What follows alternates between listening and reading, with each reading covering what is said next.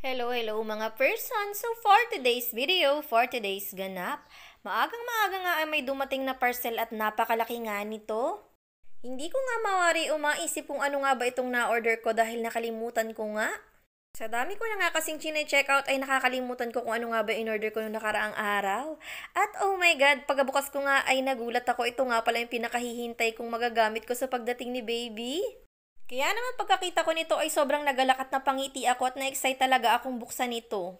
Sadyang napasaya talaga ang morning ko. Grabe, sobrang excited na akong mag-assemble nito. Kaya naman pagka-unboxing ko pa lamang ay nagsimula na talaga akong mag-assemble nito. Sobrang nadalian nga ako mag-assemble nito dahil may kasama nga itong manual instruction at napakadali lang intindihin ang manual instruction niya. Pagkatingin mo pa lamang sa mga picture ay magagets mo na agad kung paano ito buuin. Pinakauna ko nga ginawa ay nilagay ko nga muna yung mga pinaka magiging paa niya. Ayun nga kasi nakalagay sa manual ng pinaka first step niya. Ang sumunod nga ay nilagay ko na nga yung 4 na bakal para naman pagpapatungan ng pangalawang layer.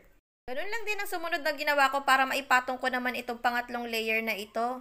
Sobrang bilis lang talaga mag-assemble na to, tapos nakakatuwa nga dahil kompleto nga ang mga parts nito. Buti na lamang talaga magaling magpakang seller na to, wala silang nakalimutan.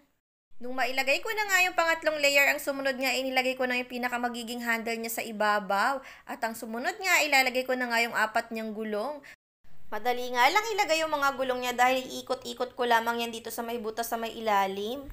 At meron na nga rin siyang kasamang tools na para masikipan ito upang maging mahigpit.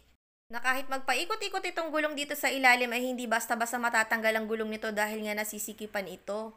Maganda nga at matibay din ang quality ng gulong niya, hindi plastic, stainless pa. Ang isa pang nakakatuwa dito dahil yung dalawang gulong niya ay may kasamang preno kaya hindi to basta-basta gugulong kapag ayaw mong pagulungin. Ang sumunod ko nga ginawa pagkatapos kong maikabit yung mga gulong ay nag-screw na nga ako dito sa mga gilid niya para hindi makakalas ito kahit buhatin. Mabuti na lamang talaga at kumpleto din yung mga screw niya at meron siyang kasamang screwdriver kaya mabilis lang natin yung na-assemble.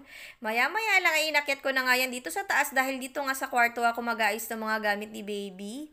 Sobrang dali lang talagang gamitin ito dahil itutulak-tulak mo lamang ay may lipat mo na agad ito ng pwesto. Nakakatuwa talaga ang gamit na ito.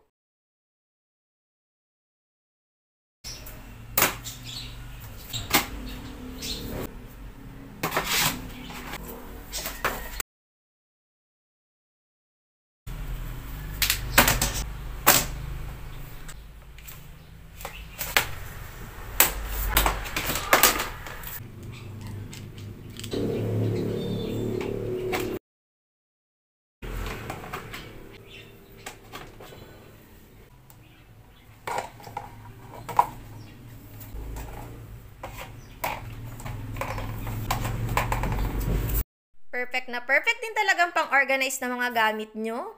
Para palaging organize ang ating mga gamit. Kaya naman sa mga may gusto na to, nasa comment section ng link. Babu!